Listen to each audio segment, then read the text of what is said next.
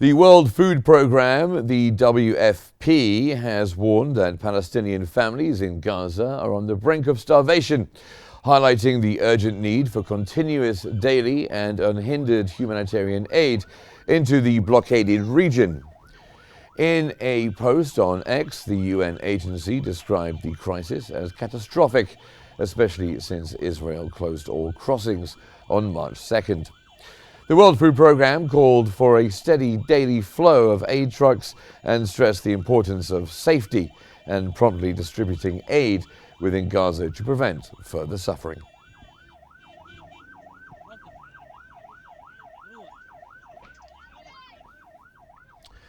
Swiss authorities are considering an investigation into the US and Israel-backed Gaza Humanitarian Foundation, the GHF, which plans to begin overseeing aid distribution in Gaza later this month.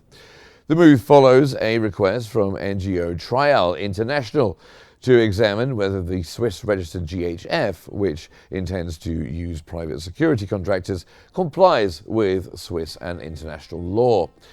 The UN and several aid groups have criticized the initiative as lacking neutrality and potentially endangering civilians.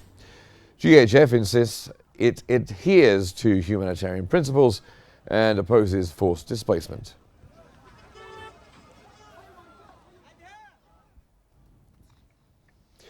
Euromed Human Rights Monitor has verified that 1,010 Palestinian families in Gaza have been completely wiped out by Israeli military action. According to Chairman Rami Abdo in a post on X, 2,620 families have only one surviving member, while 4,126 families have no more than 2 members left alive. The Geneva-based group continues to document the human toll of the ongoing conflict.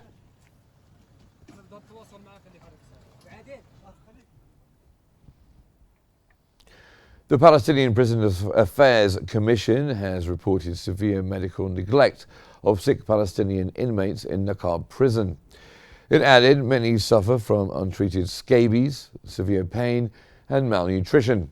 Prisoners have worsening conditions, including skin infections, weight loss, and injuries, with little to no medical care provided.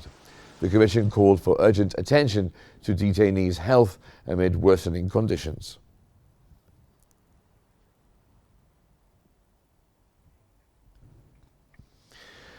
Israeli settlers backed by armed forces have stormed the Al-Aqsa mosque compound, performing Talmudic rituals at the Islamic holy site. The incursions violate the long-standing status quo, which reserves prayer at the holy site for Muslims only. Al-Aqsa remains the third holiest site in Islam.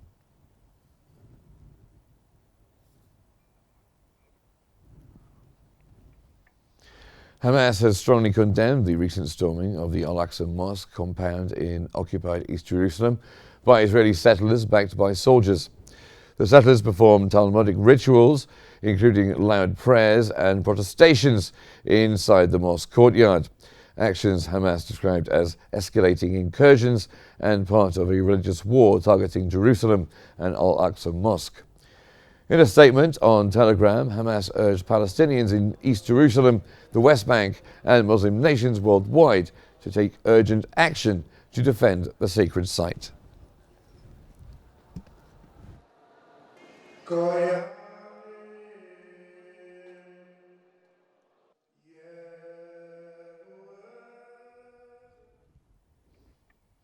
Israel's Army Radio has announced that the paratrooper brigade has entered Gaza and joined the 98th Division operating in Khan Yunis.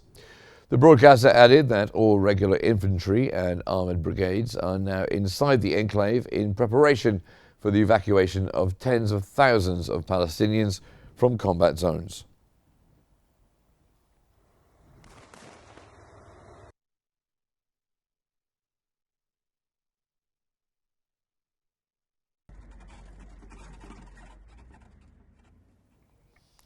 Israeli media report that a new mechanism for aid distribution in Gaza will go into effect starting tomorrow.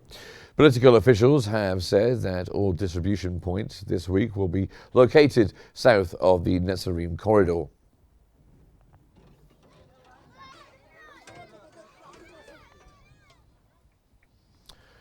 A Haaretz investigation has revealed that Prime Minister Benjamin Netanyahu selected a U.S. firm to handle Gaza aid distribution without consulting the military or holding a public tender. The report notes that several Israeli businessmen are among the company's owners.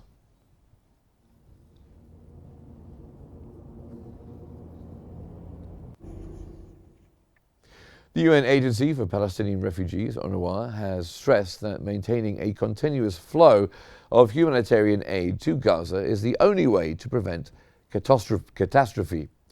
The agency said Gaza's population cannot wait any longer, calling for 500 to 600 aid trucks per day to enter the territory under United Nations oversight.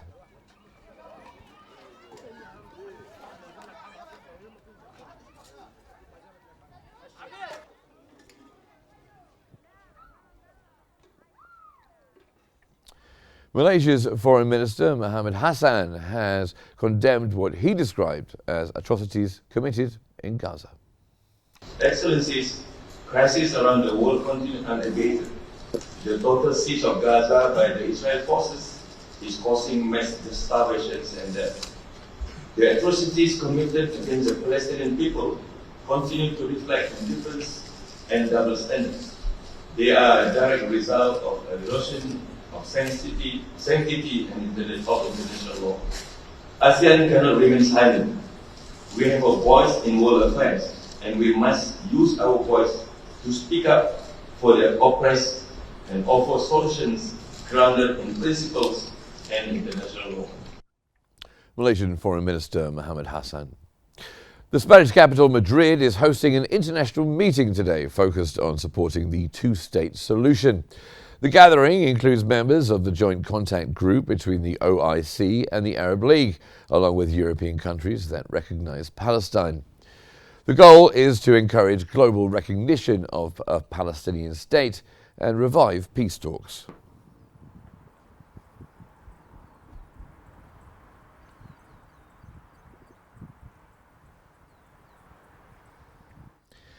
At least 38 Palestinians have been killed and 204 were injured in Israeli attacks across Gaza in the past 24 hours.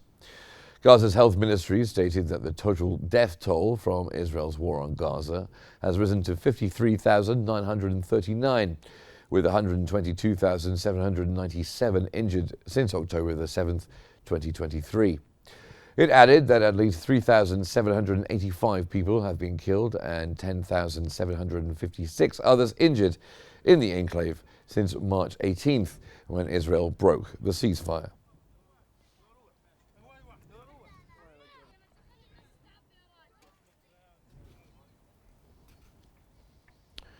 And according to Gaza's media office, Israeli forces now effectively control 77% of the Gaza Strip. The area under Israeli control has expanded through ground operations, military presence in residential zones, and restrictions that prevent Palestinians from returning to their homes and lands. The office accused Israel of using forced evictions and heavy firepower to advance its hold over the enclave, urging the United Nations and international community to intervene. It described the situation as a continued campaign of aggression and occupation in violation of international law.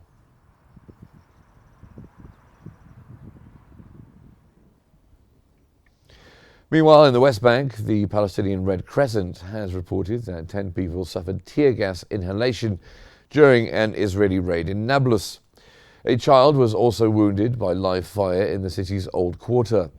Separately, Palestinian media has said settlers attacked and burned homes in the village of Rukin, west of Salfit.